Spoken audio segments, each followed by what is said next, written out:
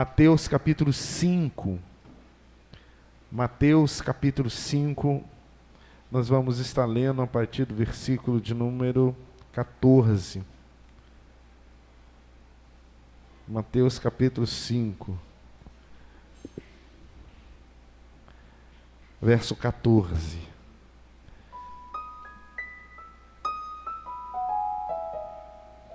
Diz assim a palavra do Senhor: Vós sois a luz do mundo.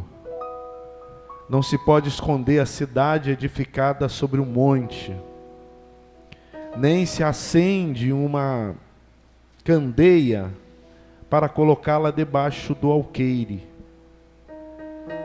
mas no velador, e ilumina todos os que se encontram na casa.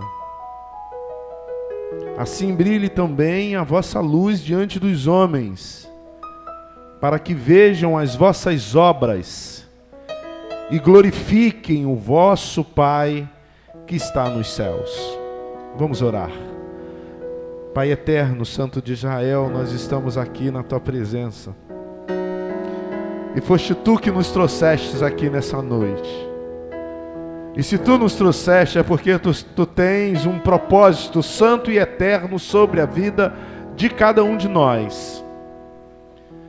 Então nós te rogamos que no nome do Senhor Jesus eu te peço, meu Pai Santo, que Tu conduza o nosso coração na direção do Teu querer, a nossa mente, a nossa alma, diante da Tua face, para que nós assimilemos, compreendamos e tenhamos ousadia e fé no Senhor de vivenciar os preceitos eternos que Tu tens a nos dizer, para encaminhar, Senhor Deus, os nossos pés, os nossos passos na Tua direção, para sermos testemunhas vivas diante dessa geração. Nós te rogamos por isso em nome de Jesus Cristo. Amém. No contexto da religião, nós somos chamados de evangélicos. Quando alguém pergunta qual a sua religião, certamente muitos de vocês respondem: eu sou evangélico, eu sou evangélica. Mas isso nos coloca numa situação, se a gente refletir um pouco mais, um tanto constrangedora, no mínimo. Porque quando você diz evangélico, você está dentro de um mesmo saco. Desculpe assim a expressão mais popular. Porque você já viu, eu também, na internet, coisas assim meio que... Por exemplo, eu vi uma coisa que é até ruim de falar, mas está lá, é público. O sujeito, o apóstolo,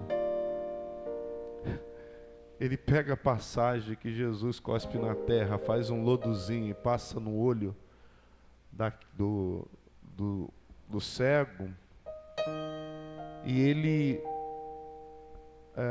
cospe na boca da pessoa, para que a pessoa tome da sua unção. Você já viu um outro também que ele se deixa ser base do escaldamento do suor? As pessoas passam um lenço no suor dele, passam no seu rosto, na sua pele, porque o suor dele é milagroso.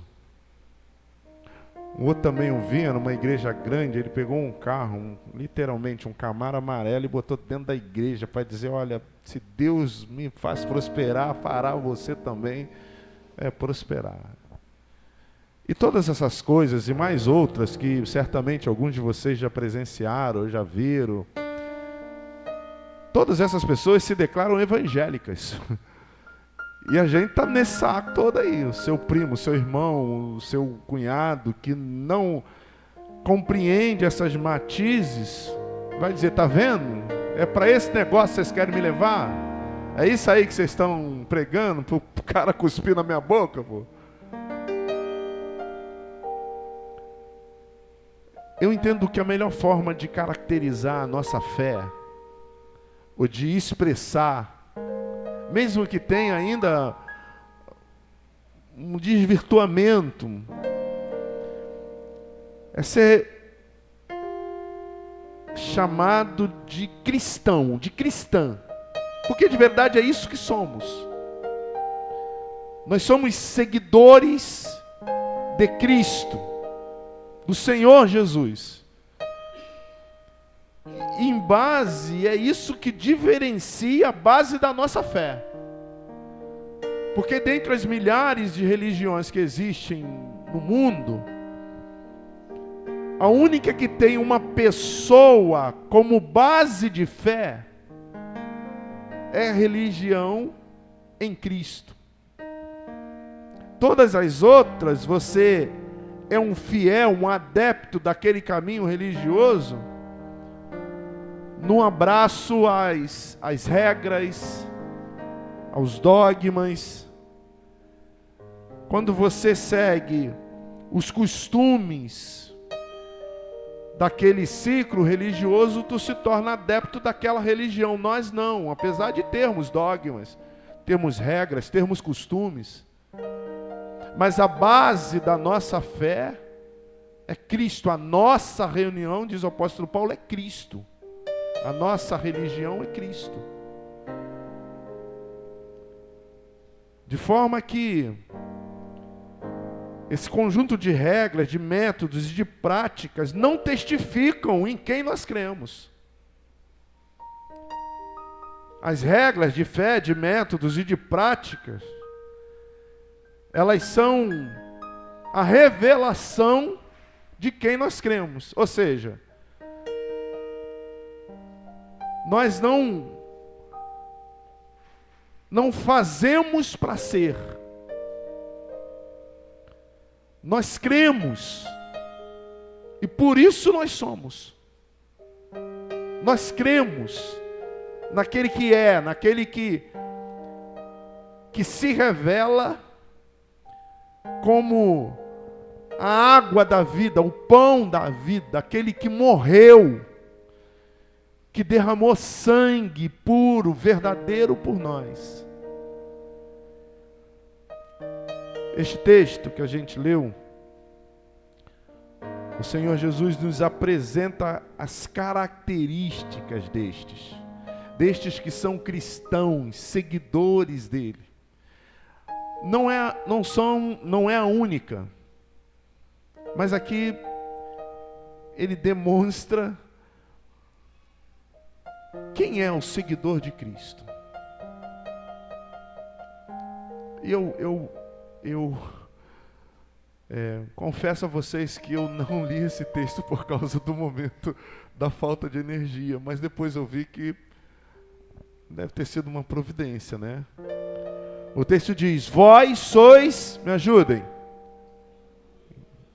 Então, vamos lá um pouquinho melhor assim, eu sei. Vós sois a luz do mundo. O contexto aqui, quando o Senhor Jesus começa afirmando, vocês são a luz do mundo. Ele está falando com cada um de nós que estamos aqui nessa noite. O contexto aqui é o seguinte, eu acho que eu já conversei isso com vocês. A milícia romana, ela chegava no porto e ela ia marchando para os seus desígnios. Os militares, mais ou menos 6.000 soldados. E quem já viu filmes ou já leu alguma coisa, soldados romanos até hoje foram os soldados mais bem preparados da história. Eram fortes, robustos, bons de briga. E eles tinham uma sandália que na verdade era uma sandália que mais parecia uma botina, mas era sandália porque ela era aberta em algumas áreas. E ela tinha duas características interessantes. Primeiro, que a sola era de metal. E as laterais, que protegiam os tornozelos, eram de bronzes. E quando eles saudavam, eles vinham coreograficamente marchando na direção do seu destino. E aquela marcha sincronizada. E quando eles batiam na terra, imagine, 6.000 soldados, a terra literalmente tremia.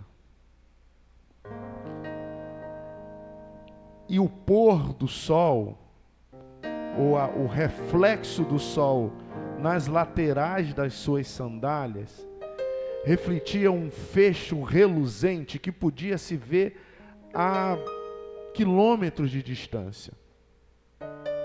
Então, quando as cidades viam o barulho da marcha desses soldados, dos militares romanos, e aquele fecho reluzente que reluzia das suas sandálias, quando ia anoitecendo, eles apagavam as lamparinas das suas casas. E aqui tem uma expressão chamada, ele diz assim, não se coloca, para colocá-la à luz, não se acende a candeia para colocá-la debaixo do alqueire. E aqui, se a gente pegar essa palavra, alqueire, eu não sei o que mede, mas a gente na nossa cultura se refere à terra.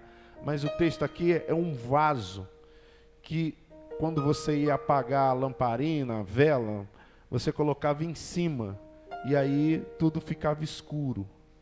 E por que eles faziam isso, os moradores da cidade? Porque havia uma lei que permitia ao soldado romano, em marcha, chegar na tua casa e fazer duas coisas. Primeiro, poder saquear a tua casa e reter proventos para a continuação da viagem. Ele podia entrar na sua casa e falar, me dá um arroz, me dá um feijão, me dá o pedaço de pão que você tem aí, porque eu estou precisando, porque é por um mal maior. É tipo a polícia hoje, você sabe, não sei se você sabe, mas se a polícia estiver em perseguição e acabar a gasolina da viatura, ela pode parar qualquer carro que vier e tomar o seu carro para continuar a perseguição. Ela pode fazer isso, tem autoridade. Então, se você vê uma viatura enguiçada, e aí, mas ele podia fazer uma segunda coisa. Era fazer com que não só ele pudesse saquear a sua casa, mas pedir não a sua ajuda, porque a ajuda não pode ser imposta, e exigir que você o ajudasse a levar toda o seu armamento. E a pessoa tinha que dar no mínimo 1000 passos com o soldado. Então, quando a população comum vinha um soldado vindo, vinha a luz que refletia das sandálias do soldado, eles apagavam a luz da sua casa, para que em o soldado, percebendo ou não percebendo que ali houvesse uma aldeiazinha, eles passassem direto pela estrada. Você imagina? Ontem aqui, acabou a luz, fica tudo denso, escuro. E se você vê de longe, se a gente estivesse lá do outro lado da Bahia, parece que aqui não tinha nada. Então, quando eles viam as lamparinas acesas, opa, lá tem uma aldeia, lá tem uma cidadezinha. Vamos lá saquear e pedir ainda, e exigir que eles nos ajudem a levar nossos proventos. Então as cidades apagavam literalmente a sua luz. Entenda que as cidades eram de 150 pessoas, assim. Tinha cidades até muito menores do que isso.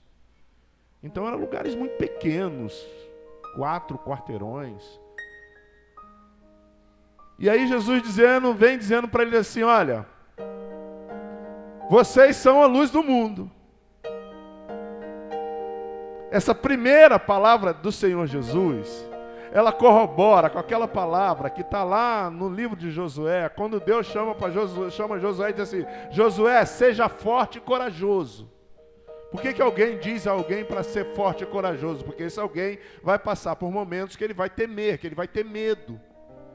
Essa primeira palavra aqui é dizendo para a luz, para a igreja, para você e para mim: não temam a escuridão. Não temam, e quem se prefigurava como escuridão? Não tema a milícia, os soldados romanos. Não temam o mundo. Não temam o que o mundo pode trazer de prejuízo para vocês. Não temam. Vocês são a luz desse mundo. Não precisam se esconder das adversidades, dos desafios desse mundo. Como eu disse para vocês ontem, hoje eu dormi muito tarde, dormi por volta das 5 da manhã. Não me lembro a última vez que eu dormi tão tarde assim, ou tão cedo, não sei. Porque eu fui fazer um negócio ontem assim internacional. Um ofício pastoral que eu amo.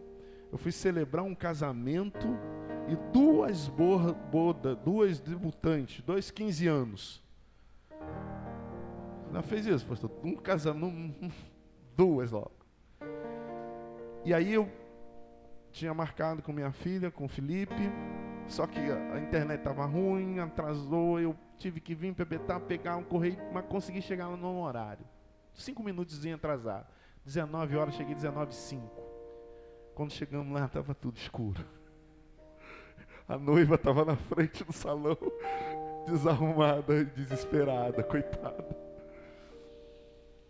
E a gente ficou lá, a expectativa. Não vem gerador, não vem gerador. E tem festa, e vai chegando convidados, porque onde eu moro, não faltou energia, aleluia. Não faltou energia, então as pessoas foram indo, a gente descobria que não tinha energia quando chegava lá. E a noiva acabou tudo, né? Acabou tudo. Ah, meu Deus, não sei o quê. E foram chegando os convidados. E não ia ter festa. Não ia ter casamento, não ia ter cerimônia, não ia ter nada. A luz retornou por volta de 21 horas, mais ou menos, 21 e pouco. Na verdade, ela não retornou. Conseguiram consertar o gerador. Marcos Vinícius estava lá. Aí ele...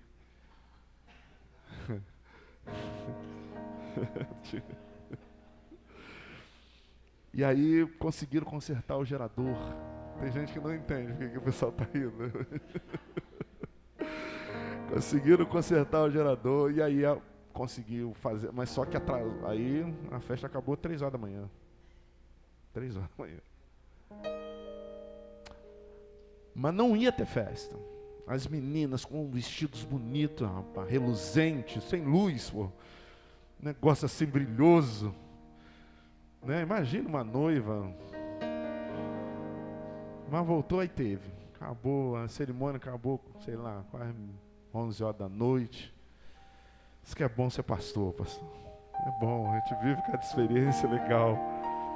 Aqui também teve uma celebração aqui. Aí o pastor Marcos já deu o relato aqui, 19 horas, um pouquinho, na hora que começar, acabou a luz também. Eu tenho certeza, absoluta, convicção, que não passou na cabeça de ninguém assim, não vai ter culto. A gente vai dar um jeito. Aí foram ali para o jardim. Aí fizeram o culto.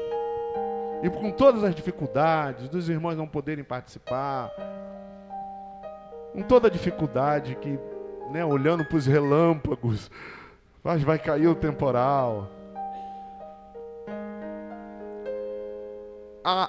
A energia que faltou não foi impeditivo para que a luz de Cristo brilhasse na vida de quem estava aqui ontem nessa noite. Lá não ia ter festa, porque o mundo precisa dessa energia aqui para iluminar a sua vida, para reluzir os paetês dos vestidos. Mas aqueles que são de Cristo não têm uma necessidade fora do comum, inevitável. Claro que não é bom não ter energia, por favor. Mas essa energia aqui só ilumina o ambiente. Aqui, coisa bonita, ó. Mas a luz do Senhor Jesus ilumina a alma. O que o Senhor Jesus está dizendo, não tenham medo do que reluz no sol. Não tenham medo das adversidades, da escuridão desse tempo. A luz que está sobre as vossas vidas ilumina a alma. E quando a alma é iluminada, todo ser, toda a caminhada, toda a vida, toda a existência também está sob a luminosidade do Senhor, sob a luz de Cristo.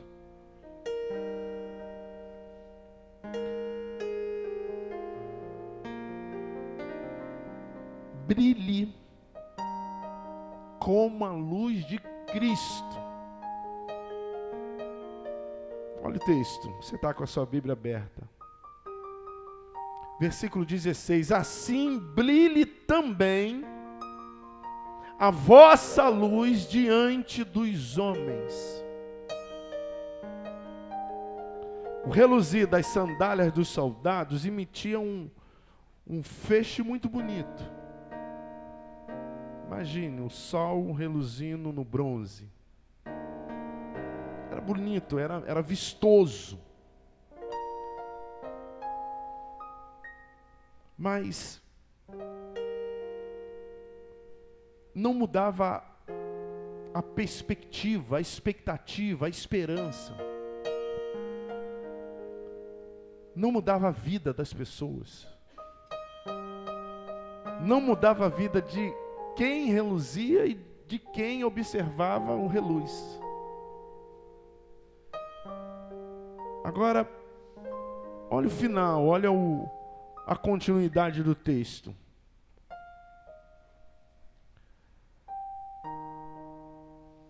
Para que, sabe por quê? Para que vejam as vossas boas obras e glorifiquem o Pai que está nos céus. Eu tenho dito muito à igreja e vou falar demais isso. Nós temos 2 viés de atuação e tudo que a gente faz na igreja é para isso. Edificar a igreja, edificar os cristãos e demonstrar essa luz àqueles que ainda não tomaram ciência da graça de Jesus. Então é isso que o nosso Senhor Jesus está dizendo. Essa luz que está sobre a vossa vida não é para vocês esconderem, colocar o alqueire em cima. Não é para você apagar as lamparinas com medo dos soldados romanos. Não é para que vocês se esquivem daquilo que eu concedi para vocês. É do contrário, é para que vocês expandam. É para que vocês brilhem. É para que vocês façam conhecido. Senão você vai entrar na lenda do banco. Você conhece a lenda do banco? De uma história de um menino que ele saiu da igreja no sentido de sair do culto, e ele de bicicleta deu uma carona para outra irmãzinha, um jovem. E aí o pastor soube que ele deu a carona para a menina. E havia uma regra lá que menino de Deus não poderia dar carona na garupa da bicicleta para a menina. E aí o pastor falou, vai para o banco. Essa é a lenda do banco. Eu já vi muitas histórias desse negócio assim. Eu contei para vocês aqui a história do menino que viajou e tomou a ceia. Não, se você não fizer a selfie da ceia que você vai tomar, você vai para o banco. Eu sou da igreja presbiteriana e nunca entendi muito bem esse negócio, né? Na igreja presbiteriana, eu acho que não tem, pelo menos nunca ouvi falar. A gente disciplina quem está vivendo em não condizente com a fé cristã, mas negócio de sentar no banco, porque eu não sei como é que pode fazer um negócio desse. A Terra tem pelo menos assim, 150 milhões de metros quadrados. Mais de 8 bilhões de pessoas. E parte dessas pessoas ainda não conheceram essa luz. Agora me explique. Como é que um pastor, comedor de arroz e feijão, como eu, como o pastor Marcão, como o pastor Celso, como o pastor Marcos, pode proibir alguém, pode inibir alguém, pode controlar alguém de anunciar, de expressar essa luz? Ah, mas ele está se referindo, no nosso caso aqui, aos 120 metros quadrados que a gente tem do templo. Aqui você não pode cantar, não pode orar, não pode fazer nada, você está no banco. Mas a vida de nenhum de nós que estamos aqui nessa noite é nesse banquinho vermelho que você está sentado. O Evangelho acontece na nossa vida todos os dias. Daqui a pouco você vai para casa e você vai precisar iluminar muita gente que está à sua volta.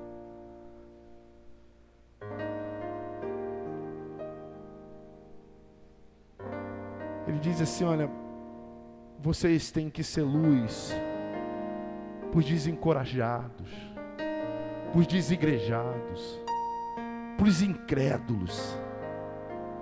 Sabe aquele negócio que teve na pandemia, igreja fechada, estão fechando igreja, uma brigalhada. Como é possível fechar uma igreja? Uma igreja só pode ser fechada quando a minha igreja só fecha quando eu morrer. Porque quem é a igreja? Ele diz, vocês têm que, não há como vocês não iluminarem. Dizer para vocês não iluminar é dizer para uma lâmpada acesa não iluminar. Não há possibilidade de uma lâmpada acesa não iluminar. É dizer para vocês que vocês não podem ser o que eu concedi, o que eu declarei que vocês são, a luz do mundo. Vocês têm que viver isso.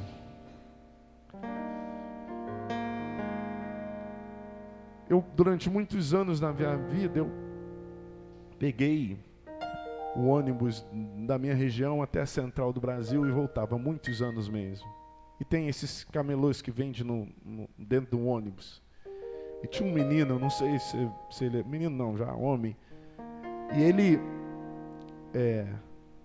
entrava no ônibus para vender balas. E ele fazia, talvez você já teve essa experiência, ele entrava e colocava o saquinho de bala no teu colo.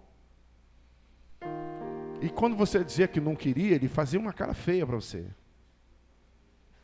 E ele ia botando. Aí depois ele ia lá para frente e começava a fazer um testemunho. Eu acho que foi aí que eu comecei a tomar traumas de testemunhos. Porque o texto está dizendo assim, olha, sejam testemunhas de Cristo. Quando ele diz assim, vocês vai brilhar na vida dos homens para que eles vejam as suas boas obras e glorifiquem a Deus. Ou seja, que eles reconheçam Deus em suas vidas. Para que eles possam, o cumprimento da comissão. E depois por todo mundo pregai o Evangelho e fazei discípulo. Testemunhem de Cristo. Aí o testemunho dele era o seguinte. Durante muito tempo na minha vida eu roubei. E roubei muito. Talvez alguns de vocês já tenham sido minha presa. Durante muito tempo na minha vida eu matei. Eu tirei a vida de pessoas. Mas agora eu estou aqui, ganhando o meu pão de cada dia honestamente. É por isso que eu queria pedir tua ajuda. Aí ia lá e todo mundo, muita gente se sensibilizava e comprava com o testemunho dele, né? Mas aí tinha um que chegava, não, coisava não. Aí ele olhava para a pessoa e dizia assim, tá vendo? Eu quero sair dessa vida. Tá vendo? Aí a pessoa olhava para ele, aí ele arrancava de uma forma bruta da bala do colo da pessoa e ia para outra pessoa. A outra pessoa olhava para ele, metia a mão no bolso e comprava bala. A maioria dos testemunhos era o que eu fazia e passei a não fazer novamente. E passei a não fazer. Mas o testemunho de Cristo não é com essa base. Essa é a segunda parte. Porque você passou a não fazer, porque você simplesmente passou a ser. É quem você passou a ser que te levou a não fazer. Não é o que você deixou de fazer que diz quem você se tornou. Você entendeu? As pessoas dizem, eu roubava, não roubo mais. Eu matava, não mato mais. Não. Eu conheci Cristo. A luz dele entrou em mim. E por causa disso, quem eu era, eu deixei de ser. Eu não passei a ser o que eu não sou o que eu quero ser, mas o que ele quis que eu fosse. Aí o Senhor Jesus está dizendo, olha, vocês têm que ser minhas testemunhas. E como que isso é possível? É dizer quem você era, mas principalmente quem você se tornou a partir do encontro que você teve com o Senhor Jesus. Porque isso dirá quem Ele é e o que Ele fará na vida daquele que está sendo iluminado pela luz que está sobre a sua vida. Sabe aquele negócio assim, não, eu não quero me envolver em nada na igreja. Tem esses traumas, né? Eu vou ficar, aí tem a lenda do banco continua, eu vou ficar sentadinho no meu banco. Não dá para ficar sentadinho no banco. Vai ter que iluminar. E para iluminar tem que testemunhar. E para testemunhar tem que ter experiência com a luz que ilumina toda a vida. Eu quero, no nome de Jesus, meu irmão e minha irmã, chamar você nessa noite a se encontrar com esse ser quem você é. Sabe por quê? Porque talvez na sua casa tenha alguém que precisa ser iluminado por essa luz. Aquele caos de ontem não é nem de longe o reflexo de alguém que está na escuridão espiritual. Tem alguém na tua rua, na tua família, na tua parentela, que está à sua espera para que você acenda o candeeiro ou a luz do candeeiro sobre a vida dele. Porque você é a luz desse mundo. A Enel deixa a gente na mão, mas Cristo jamais faltará com cada um de nós. Ele é a luz que ilumina a nossa vida. E nós somos cristãos que ilumina com a luz de Cristo. Amém? Vamos ficar em pé.